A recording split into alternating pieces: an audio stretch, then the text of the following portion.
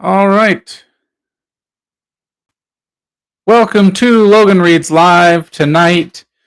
And of course, as always, Logan Reads Live is presented by Rosalind and Jane, which is a beautifully curated collection of clothes, which of course is at rosalindandjane.com. But there's also a link in the description where you can go to find the beautifully curated women's clothes.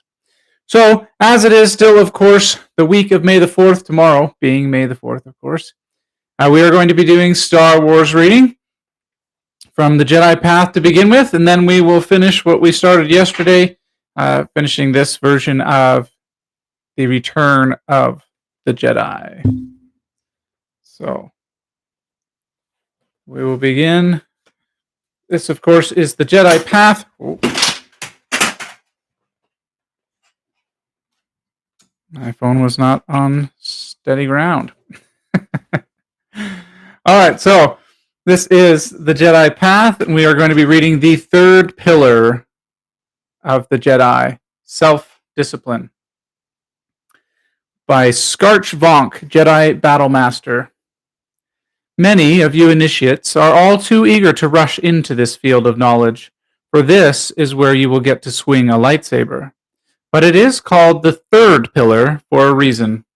Until you have demonstrated your connection to the Force and your willingness to study and learn, you will never be admitted into my class. For those who have passed that test, you will do well to remember that this pillar is self-discipline, not combat. It is impossible to wield a lightsaber without first mastering the action of your physical self. This is why we give initiates training sabers.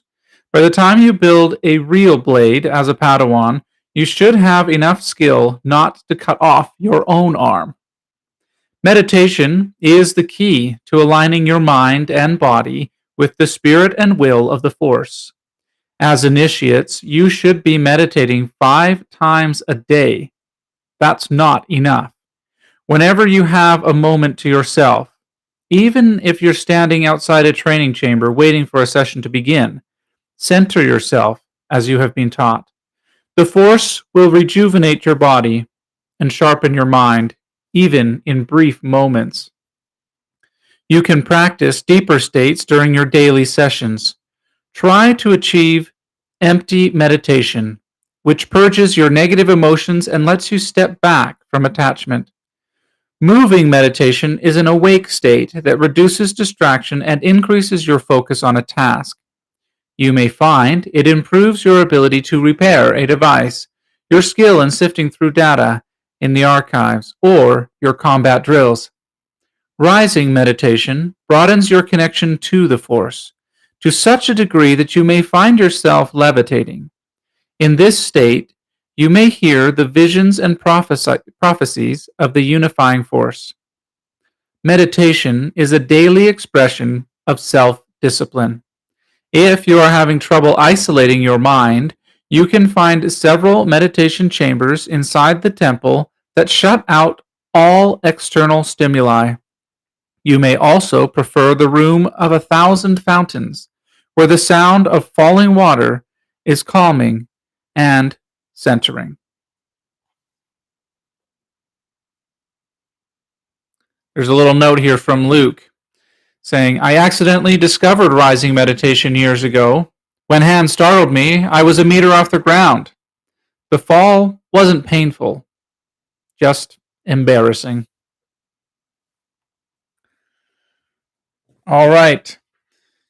It is time now for the feature presentation of Logan Reads Live, where we will continue where we left off, just after the rebels had made their plan to infiltrate the Imperial base.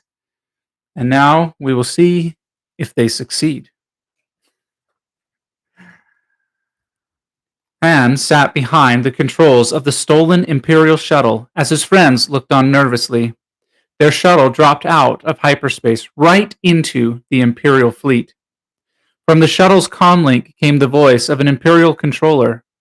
We have you on our screen now. Please identify. Han said, Shuttle Tydirium, requesting deactivation of the deflector shield. Luke was suddenly filled with dread. He sensed Vader. I'm endangering the mission, Luke said. I shouldn't have come. Don't get jittery, Han said to Luke, but he was nervous too. Then the controller spoke again. Shuttle Tydirium, deactivation of the shield will commence immediately. Follow your present course. Okay, Han said, glancing back at his friends. I told you it was going to work, no problem. He flew the shuttle past the Death Star, down to the forest moon of Endor. After landing on the forest moon, the rebels approached a clearing. Luke saw 2 scout troopers on speeder bikes zooming away. If they reported the rebels, the whole mission would be a failure. So Luke and Leia jumped on another speeder bike and took off after them. Catching up to one of them, Luke leapt to the other speeder and threw off the trooper. But the second trooper fired and hit Leia's bike. Luckily, she dove off before her bike slammed into a tree. Another trooper attacked Luke, pushing his bike towards a huge tree. Luke died off, but he got back up quickly and ignited his lightsaber. When the scout zoomed toward him, Luke cut off the front of his bike, which then slammed into a tree in a fiery explosion. An Ewok, a furry native of the forest, found Leia lying on the ground. His name was Wicket. He poked her with his spear. Princess Leia woke up and said, "Cut it out!" Wicket jumped back. "I'm not going to hurt you," Leia said gently.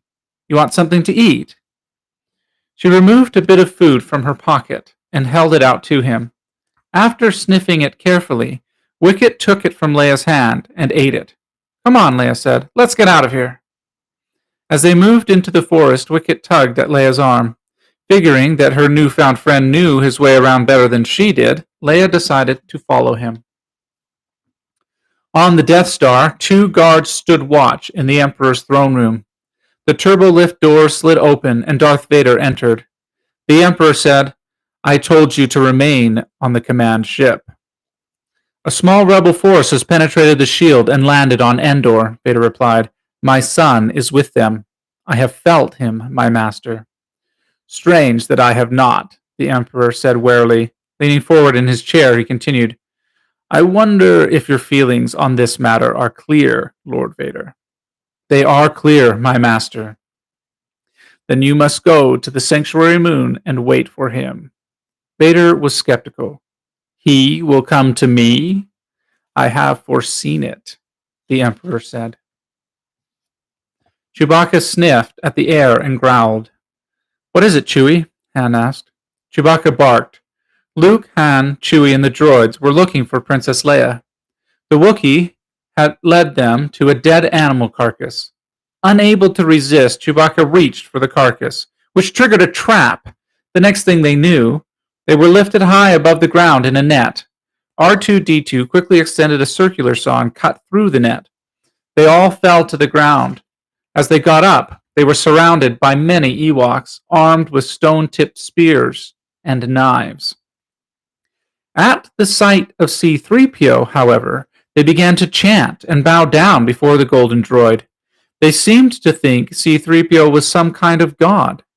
Unfortunately, the Ewoks didn't think much of C-3PO's friends. A procession walked through the dark forest with their prisoners, each of whom was tied to a long pole carried on the shoulders of Ewoks. Soon they reached a village. Leia and Wicket emerged from a large hut. Leia told the Ewoks that the prisoners were her friends, and they should be set free. But the Ewoks refused. Luke said, "3PO, tell them if they don't do as you wish, you'll become angry and use your magic." Then Luke used the Force to levitate C-3PO's throne. The Ewoks fell back in terror and released their prisoners. Later, the Ewok tribe listened in amazement to C-3PO's story of the rebels' adventures against the Empire. The Ewok elders talked with C-3PO, who then exclaimed, "Wonderful! We are now part of the tribe." Leia followed Luke outside. She asked, "Luke, what's wrong?" Luke hesitated, then said, "Vader is here. Now, on this moon. That's why I have to go. I have to face him." "Why?" "He is my father." "Your father?" Leia gasped. "There's more," Luke said. "It won't be easy for you to hear it, but you must. If I don't make it back, you're the only hope for the Alliance. The Force is strong in my family. My father has it. I have it. Then he looked at Leia as he added, and my sister has it. Leia stared into Luke's eyes. Yes, Luke said. It's you, Leia. I know, somehow. I've always known, she said. Luke hugged his sister, then walked off into the forest. The Rebel Alliance fleet prepared for their flight to the Death Star. Lando Calrissian sat in the cockpit of the Millennium Falcon with his co-pilot, a Celestin named Windham. Behind them, 2 Rebel soldiers checked the Falcon's navigational and shield controls. Lando guided the Falcon past the larger battlecruisers. He was followed by a group of starfighters that included X-Wings, A-Wings, B-Wings, and Y-Wings. Admiral, we're in position, Lando reported into his comlink. The Mon Calamari Admiral Akbar was in charge of the Death Star assault. Admiral Akbar's voice came from the comm. All groups assume attack coordinates. Windham was nervous, but Lando said, My friend's down there. He'll have that shield down in time. Then the entire Rebel armada made the jump to hyperspace. The fleet dropped out of hyperspace, and the Rebel ships headed straight for the Death Star. From his command cruiser, Admiral Akbar said, May the Force be with us. In the Falcon's cockpit, Windham couldn't get a reading on the Death Star's energy shield. Lando said, We've got to be able to get some kind of reading on that shield. Windham responded in his alien language, and Lando said, Well, how could they be jamming us if they don't know we're coming? And then Lando realized the truth. The Empire did know they were coming. Break off the attack, he yelled. The shield is still up. The Falcon and the Rebel starfighters all veered off to avoid crashing into the energy shield. Admiral Akbar said, It's a trap! The Falcon and the other ships had turned straight into an armada of star destroyers. Then Lando saw hundreds of TIE fighters which were targeting the Rebel fleet. There's too many of them, a Rebel pilot shouted. A moment later, his ship was struck by enemy fire, and it exploded. Flying through the battle, Lando ordered, Accelerate to attack speed. Suddenly, an explosion rocked the Rebel fleet as a cruiser was blown apart. Lando was stunned. That blast came from the Death Star, he exclaimed. That thing's operational. Admiral Akbar said, All craft, prepare to retreat. Han will get that shield down, Lando promised. We've got to give him more time. As Vader's shuttle touched down on the forest moon, a walker lurched towards the landing platform. Vader disembarked, and the walker's hatch slid up to reveal Luke Skywalker.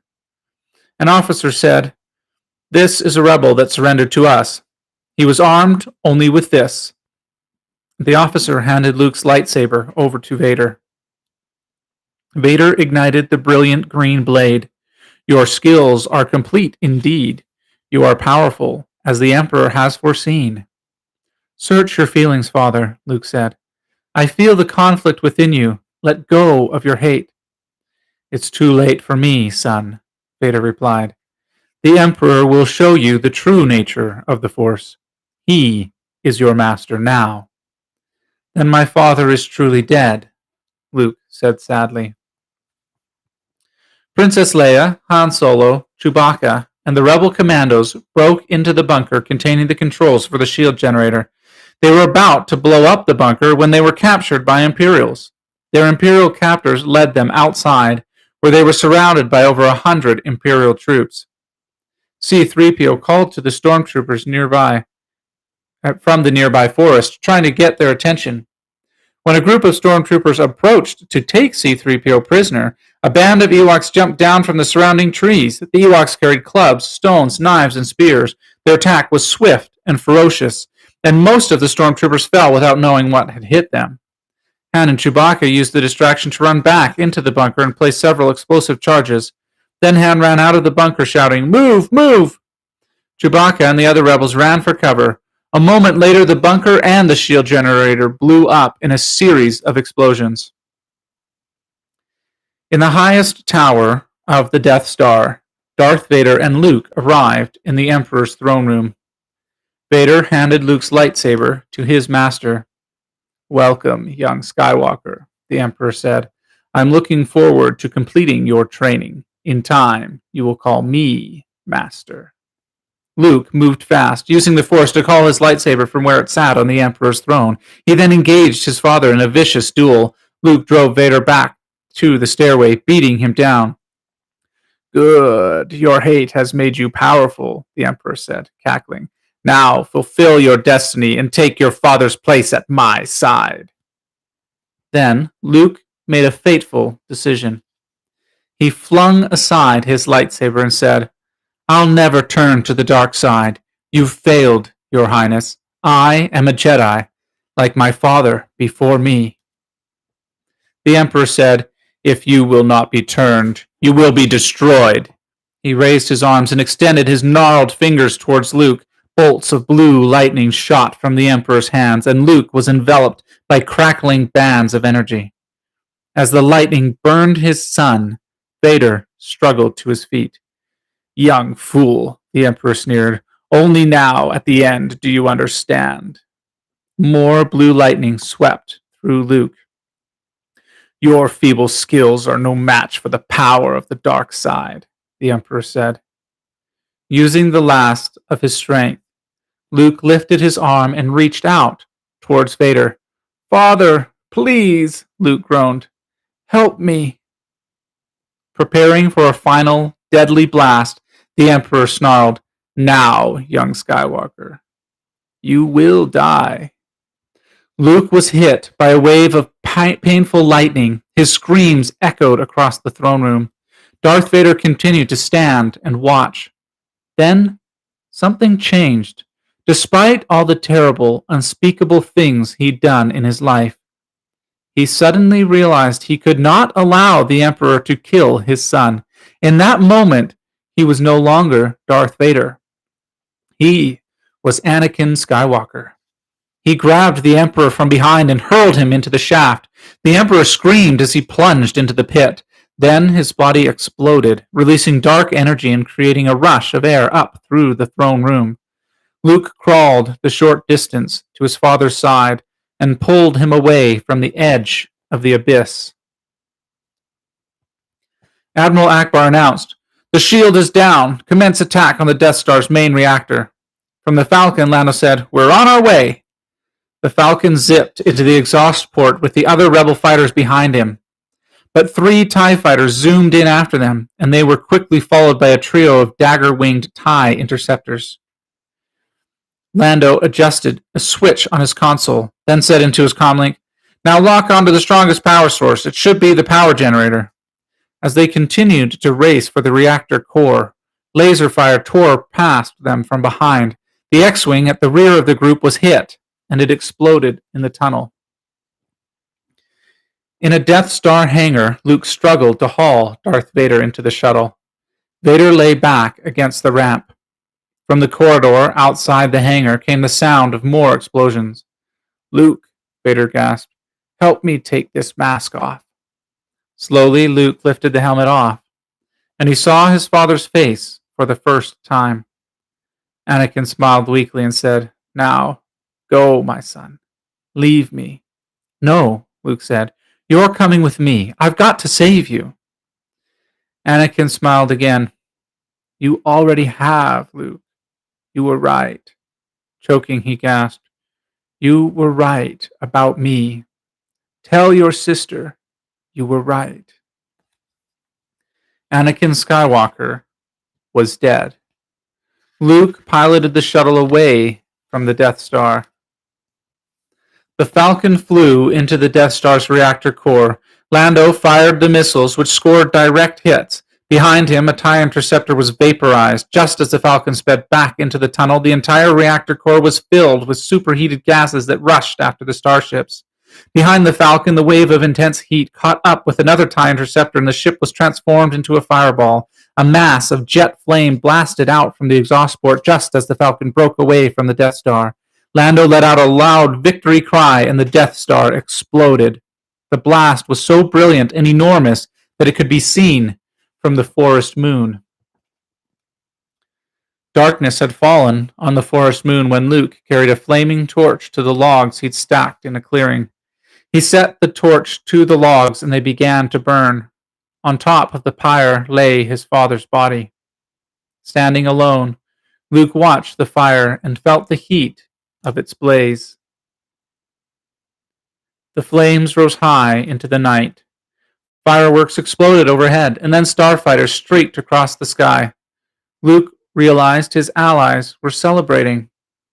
News of the Rebel Alliance victory had spread quickly across the galaxy, to Cloud City, Tatooine, Naboo, and Coruscant. When the pyre had burned out, Luke went to find his friends. High above the forest floor, a wild celebration was taking place in the Ewok village. All the rebels, even the droids, were dancing. Lando arrived and was greeted by Han and Chewbacca. Then Luke appeared, and his friends rushed to greet and embrace him. Stepping away from the others, Luke gazed into the night and saw 3 shining apparitions: Yoda, Ben Kenobi, and a younger Anakin Skywalker. Luke was right. He was a Jedi like his father before him. The apparitions smiled at Luke, silently telling him that the Force would be with him, always. Leia came to Luke's side and took his hand, then led him back to the others. The celebration went on long into the night.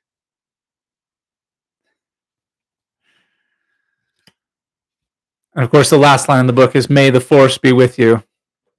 Josh Corey says, "Oh man, makes me cry every time." Well, you know, I was close there. It's funny. I wasn't expecting it, but you know, Star Wars is an emotional thing for me. I'm deeply entrenched. Well, thank you so much for watching. Thank you for listening to Logan Reads Live tonight, where we read Return of the Jedi and The Third Pillar of the Jedi. Of course, Logan Reads Live is presented by Rosalind and Jane. There is a link in the description where you can go to find the beautifully curated collection of women's clothes. And thank you so much again. May the Force be with you.